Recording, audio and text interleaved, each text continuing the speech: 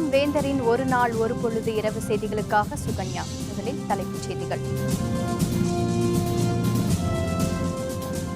கூவத்தூரில் எம்எல்ஏக்களுடன் சசிகலா ஆலோசனை.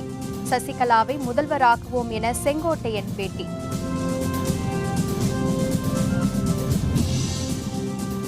ஓபிஎஸ் அணிக்கு மூத்த தலைவர் பொன்னையன் ஆதரவு.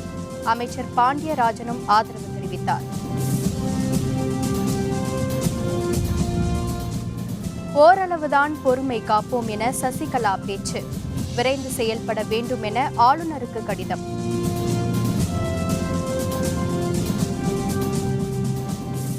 மிரட்டும் தோணியில் பேசுவதா? சசிகலாவுக்கு பன்னீர்செல்வம் அணி கண்டனம்.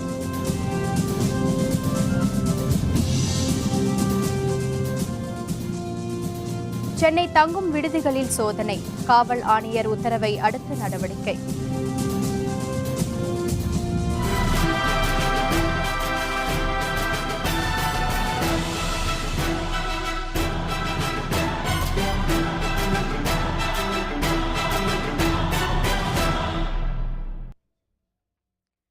கூவத்தூர் தனியார் விடுதியில் தங்க வைக்கப்பட்டுள்ள அதிமுக எம்எல்ஏக்களை சந்தித்த பொதுச் செயலர் சசிகலா அவர்களுடன் 3 மணி நேரம் ஆலோசனை நடத்தினார்.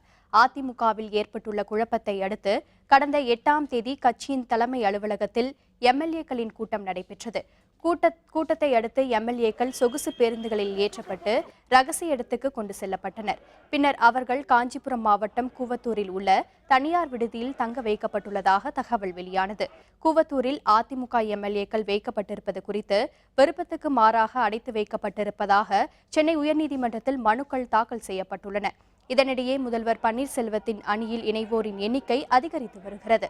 இந்நிலையில் விரைந்த நடவடிக்கை எடுக்க கோரி ஆளுநருக்கு கடிதம் எழுதிய சசிகலா ஓரளவுதான் பொறுமை காப்போம் என்று பேட்டியில் குறிப்பிட்டார். பின்னர் பிற்பகல் போயஸ் இல்லத்திலிருந்து கூவத்தூர் புறப்பட்ட சசிகலா மாலை 4 மணியளவில் அங்கு சென்று சேர்ந்தார். தொடர்ந்து அங்கு தங்க வைக்கப்பட்டுள்ள அதிமுக எம்எல்ஏக்களுடன் அவர் ஆலோசனை நடத்தினார். கிட்டத்தட்ட 1 மணி நேரம் நடைபெற்ற ஆலோசனை கூட்டத்தில் மக்களவை துணைத் தலைவர் தம்பிதுரை, நவநீதி கிருஷ்ணன், எம்பி செங்கோட்டையன் ஆகியோர் பங்கேற்றனர். இதனிடையே சசிகலா முதல்வராக எதிர்ப்பு வலுத்து வரும் நிலையில் செங்கோட்டையனை முதல்வராக்க அதிமுக வட்டாரம் யோசித்து வருவதாகவும் தகவல் வெளியாகியுள்ளது. இந்நிலையில் செய்தியாளர்களுடன் பேசிய செங்கோட்டையன் சசிகலாவை முதல்வராக்குவதே தங்கள் நோக்கம் என்று தெரிவித்தார். அனைத்து இந்திய அண்ணா திராவிட முன்னேற்ற கழகத்தில் இருக்கிற சட்டமன்ற உறுப்பினர்கள், அமைச்சர் பெருமக்கள் அத்தனை பேரும் ஒருமித்த கருத்து தான் தமிழ்நாட்டுடைய முதலமைச்சராக பெரும் மதிப்புக்குரிய சின்னம்மா அவர்களை அமர்த்த வேண்டும் என்பதுதான் எங்கள் உயிர் மூச்சாக இந்த பணிகளை நாங்கள் ஆற்றிக் கொண்டிருக்கிறோம். அவரோடு சேர்ந்து சட்டமன்ற உறுப்பினர்களையும் நாங்கள் எவ்வளவு பேர் இருக்கிறோம் என்பதை காட்டுவதற்கு நாங்கள் தயாராக இருக்கிறோம் என்பதை ஆளுநருக்கு கடிதம் எழுதப்பட்டிருக்கிறது. ஜனநாயக ரீதியாக எங்கள் அனைவரையும் சந்திக்க வேண்டும், உடனடியாக இந்த பணிகளை மேற்கொள்ள வேண்டும் என்ற முறையில் கடிதங்கள் அங்கே வழங்கப்பட்டிருக்கிறது. கூவத்தூர் தனியார் விடுதியில் எம்எல்ஏக்களுடன் 3 மணி நேர ஆலோசனைக்கு பிறகு சசிகலா சென்னை திரும்பினார். இதனிடையே எம்எல்ஏக்கள் அங்கு தங்க வைக்கப்பட்டுள்ளதாக இடையூறு ஏற்படுவதாக கூறி பகுதி மக்கள் முற்றுகை போராட்டம் நடத்தப் போவதாக தெரிவித்ததால் அங்கு காவல்துறையினர் குவிக்கப்பட்டனர். முதல்வர் பன்னீர்செல்வத்துக்கு அதிமுக முன்னாள் அமைச்சரும் மூத்த தலைவருமான பொன்னையன் ஆதரவு தெரிவித்துள்ளார். முதல்வர் பன்னீர்செல்வத்துக்கு மக்கள் ஆதரவு அதிகரித்து வரும் நிலையில் இதுவரை சசிகலாவுக்கு ஆதரவு தெரிவித்து வந்த முன்னாள் அமைச்சர் பொன்னையன் திடீரென தமது நிலையை மாற்றியுள்ளார். அதிமுக பொதுச் செயலர் சசிகலா பொன்னையனை கட்சியின் அமைப்பு செயலாளராக நியமித்து இருந்தார். ஆனால் அதிமுக அவைத் தலைவராக சசிகலா தம்மை நியமிப்பார் என பொன்னையன் எதிர்பார்த்ததாகவும் மாறாக செங்கோட்டையன் அந்த பதவிக்கு நியமிக்கப்பட்டதால் பொன்னையன் பெரும் அதிருப்தி அடைந்ததாகவும் கூறப்படுகிறது. இதையடுத்து தமது நிலைப்பாட்டை மாற்றிக்கொண்ட பொன்னையன் முதல்வர் பன்னீர்செல்வத்தின் இல்லத்துக்கு வந்து அவருக்கு தமது ஆதரவை தெரிவித்தார். அனைத்து இந்திய அண்ணா திராவிட முன்னேற்ற கழகத்தையும் கழக ஆட்சியையும் தொண்டர்களின் விருப்பத்துடன் கட்டுக்கோப்புடன் வழிநடத்தும் தகுதி படைத்தவர் மாண்புமிகு புரட்சித் தலைவி அம்மா அவர்களால் ஏற்கனவே முதல்வராக தேர்ந்தெடுக்கப்பட்ட மாண்புமிகு பன்னீர்செல்வம் மட்டும்தான். வாகா புயலின் போது பாதிக்கப்பட்ட மக்களுக்கு புயலின் வேகை விட மீட்பு பணிகளை முடிக்க வைத்து மக்களின் பேராதரவை பெற்றவர் மாண்புமிகு முதலமைச்சர் பன்னீர்செல்வம் அவர்கள் அவசர சட்டம் கொண்டு வந்து ஜல்லிக்கட்டு விளையாட்டுக்கு மீண்டும் புத்துயிர் தந்த மாண்புமிகு முதல்வர் பன்னீர்செல்வம் அவர்கள் ஒட்டுமொத்த தமிழ் சமுதாயத்தினுடைய செல்ல பிள்ளையாக உயர்ந்துவிட்டார். பொற்கால ஆட்சி என்று சொல்லப்படும் புரட்சித் தலைவர் ஆட்சியை போல் மீண்டும் ஆட்சி புரிவதற்கு தொண்டர்களும் பொது மக்களும் தான் உறுதுணை நல்க வேண்டும்.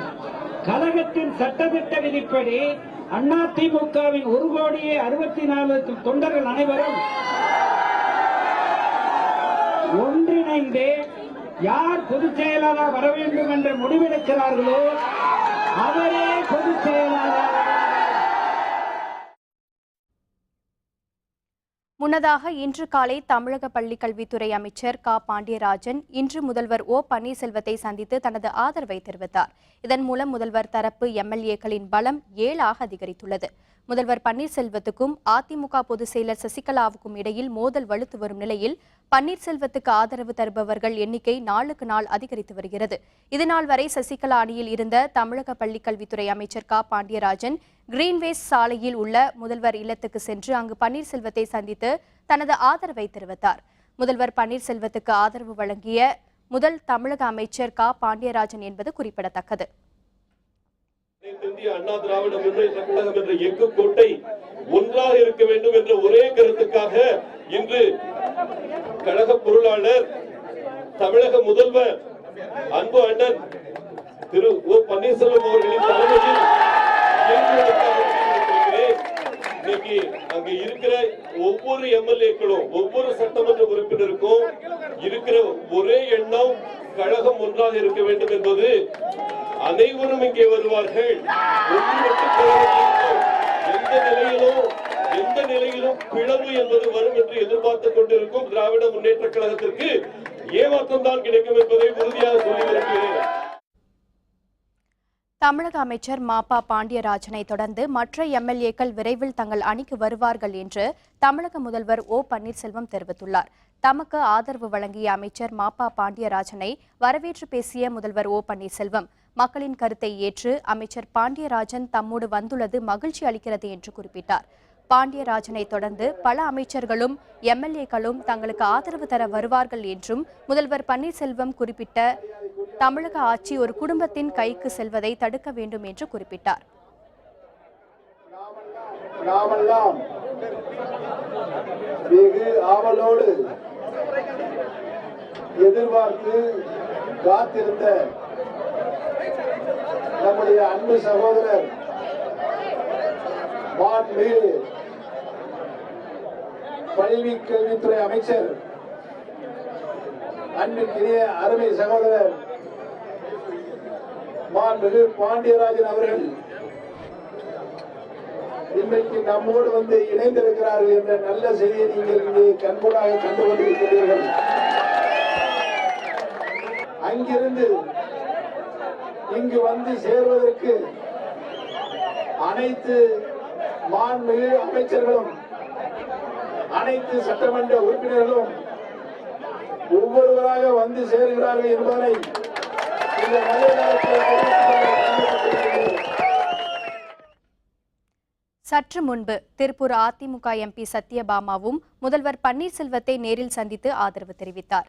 இவருடன் சேர்ந்து ஆதரவு எம்பிக்களின் எண்ணிக்கை 4ஆக அதிகரித்துள்ளது. மறைந்த முதல்வர் ஜெயலலிதாவின் உண்மையான வாரிசு முதல்வர் பன்னீர்செல்வம் என சத்யபாமா பாராட்டு தெரிவித்தார்.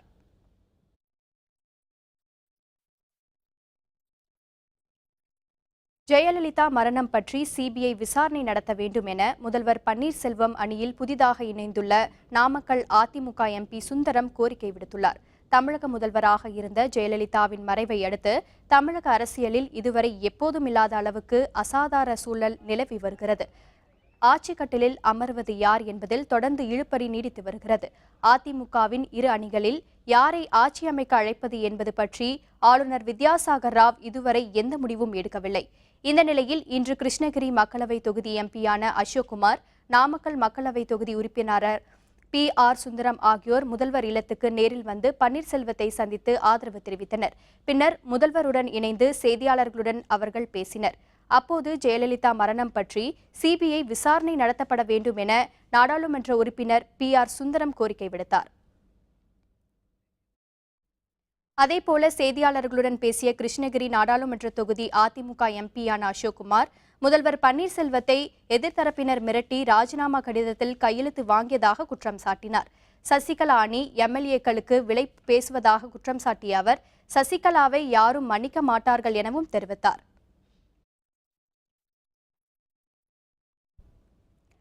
முதல்வர் ஜெயலலிதா வாழ்ந்த போயஸ் தோட்ட இல்லத்தை நினைவில்லமாக மாற்றும் வகையில் கையெழுத்து இயக்கத்தை முதல்வர் பன்னீர்செல்வம் தொடங்கி வைத்தார். மறைந்த முதல்வர் ஜெயலலிதா வாழ்ந்த வேதா நிலையத்தை நினைவில்லமாக மாற்ற பல்வேறு தரப்பினரும் வலியுறுத்தி வருகின்றனர். இந்நிலையில் இன்று அதிமுக வழக்கறிஞர்கள் பிரிவினர் முதல்வர் பன்னீர்செல்வத்தை சந்தித்து ஆதரவு தெரிவித்தனர். அப்போது முதல்வர் ஜெயலலிதா வாழ்ந்த போயஸ் கார்டன் இல்லத்தை நினைவகமாக மாற்ற வலியுறுத்தும் கையெழுத்து இயக்கத்தை வழக்கறிஞர் மனோஜ் பாண்டியன் முன்மொழிந்தார். இதனை ஏற்றுக்கொண்ட முதல்வர் பன்னீர்செல்வம் அதற்கு ஆதரவு தெரிவித்து தனது முதல் கையெழுத்தை இட்டு இயக்கத்தை தொடக்கி வைத்தார்.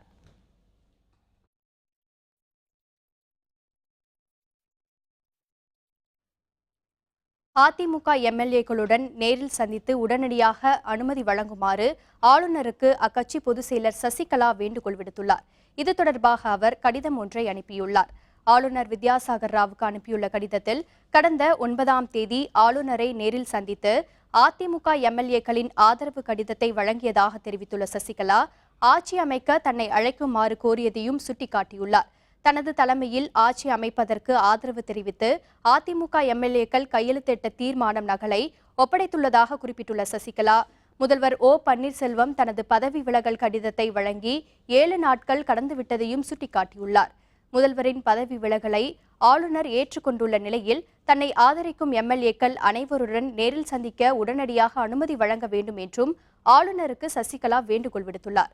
தமிழகத்தின் நலன் கருதி ஆளுநர் விரைந்து செயல்பட வேண்டும் என்று கேட்டுக்கொண்டுள்ள சசிகலா அரசியல் சாசன இறையாண்மையை மற்றும் ஜனநாயகத்தை காக்க முன்வர வேண்டும் என்றும் வலியுறுத்தியுள்ளார். ஓரளவுக்குதான் பொறுமையை கையாள வேண்டும் என்றும் அதற்கு மேல் நாம் ஒன்று சேர்ந்து செய்ய வேண்டியதை செய்வோம் என்று அதிமுக பொதுச் செயலர் சசிகலா கூறியுள்ளார். போயஸ் தோட்ட வளாகத்தில் திரண்டிருந்த தொண்டர்களிடையே பேசிய சசிகலா ஜெயலலிதா பல சோதனைகளை தாண்டி கழகத்தை கட்டிக்காத்ததாகவும் அதனால்தான் இன்று இந்தியாவிலேயே அதிமுக 3வது பெரிய கட்சி என்ற பெருமையை பெற்றுள்ளது எனவும் கூறினார். 1.5 கோடி தொண்டர்கள் நம்முடன் இருக்கும் வரை நம்மை பிரித்தாள நினைக்கும் எவராக இருந்தாலும் தோற்றுப்போவார்கள் எனவும் தெரிவித்தார். அதிமுக இயக்கம் ஒரு எக்கு கோட்டை என்றும் அதனை யாராலும் அசைக்க முடியாது எனவும் சசிகலா குறிப்பிட்டார்.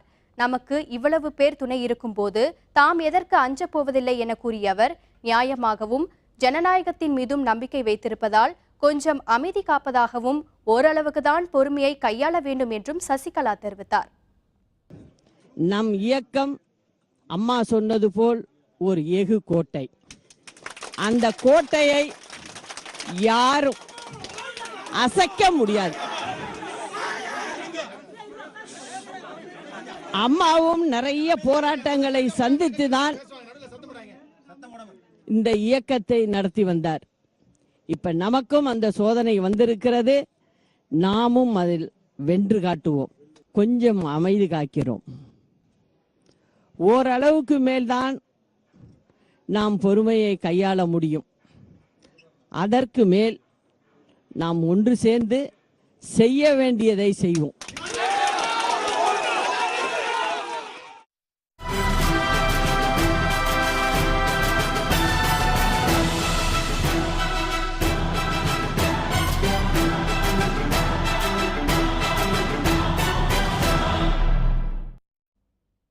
சசிகலா மிரட்டும் தோணியில் பேசுவதா என்று அதிமுக மாநிலங்களவை உறுப்பினர் மைத்ரேயன் கண்டனம் தெரிவித்துள்ளார்.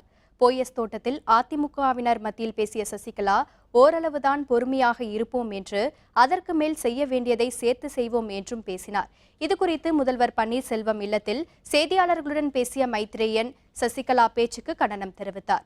இது பற்றி குடியரசுத் தலைவரும் பிரதமருமான தலையிட வேண்டும் என்று அவர் கேட்டுக்கொண்டார். வெளியே வந்து பேட்டி கொடுக்கும் பொழுது எதற்கும் பொறுமை இருக்கிறது.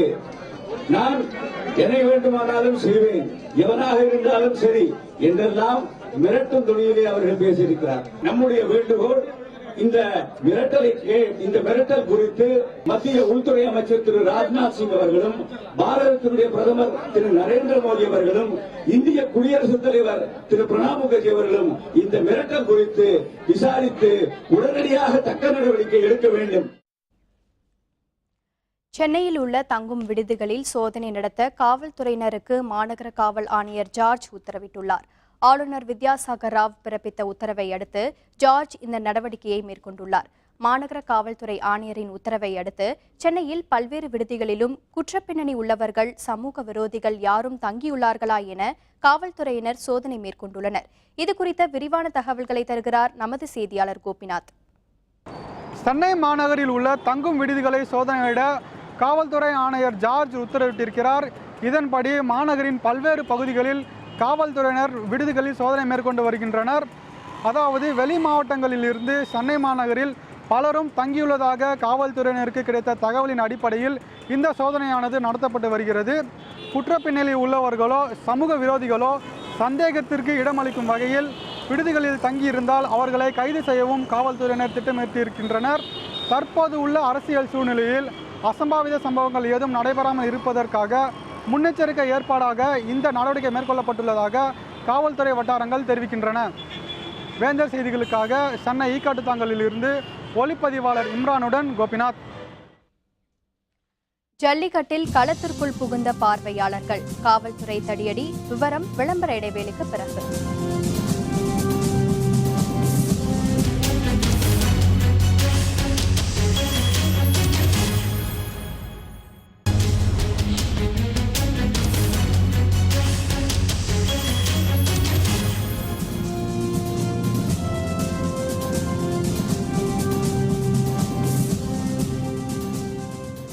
செய்திகள் தொடர்கின்றன. தமிழக அரசியல் நிலவரங்களை உன்னிப்பாக கவனித்து வருவதாக தெரிவித்துள்ள புதுச்சேரி முதல்வர் நாராயணசாமி, இந்த விவகாரத்தில் தமிழக ஆளுநர் தான் முடிவு எடுக்க வேண்டும் என கூறியுள்ளார்.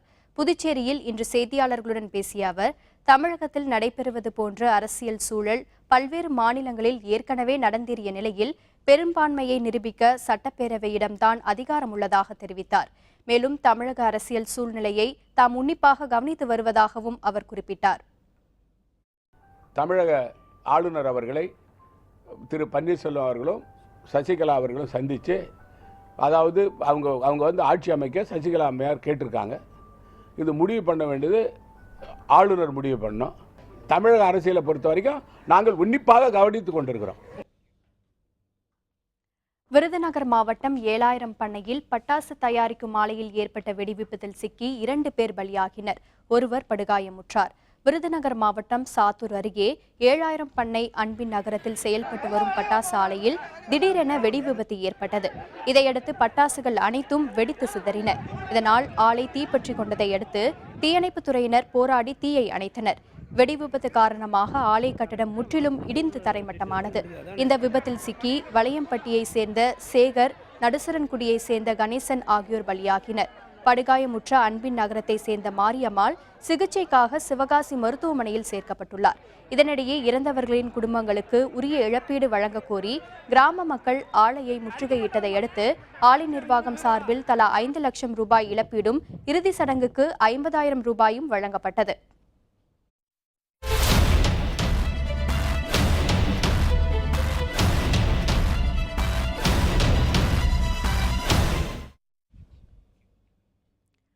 புதுக்கோட்டை மாவட்டம் தென்னலூரில் நடைபெற்ற ஜல்லிக்கட்டு போட்டியில் காளைகள் முட்டியதில் பார்வையாளர் ஒருவர் பலியானார்.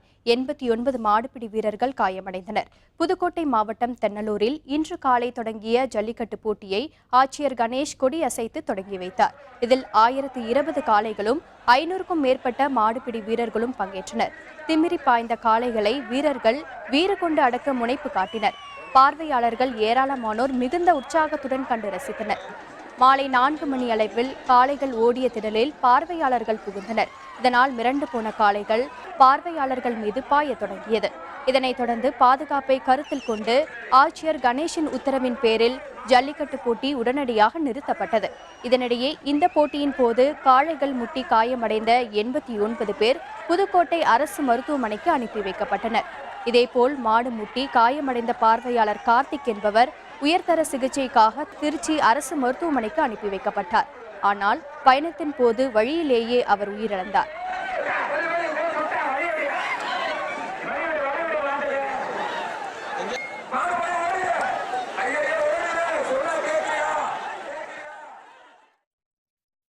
இந்திய பந்துவீச்சை எதிர்கொள்ள திணறிய வங்கதேசம்.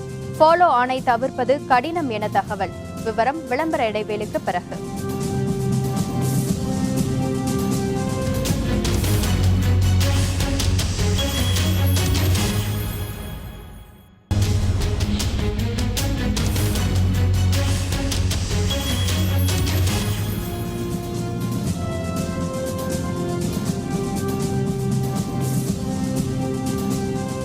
செய்திகள் தொடர்கின்றன. இனி விளையாட்டுச் செய்திகள்.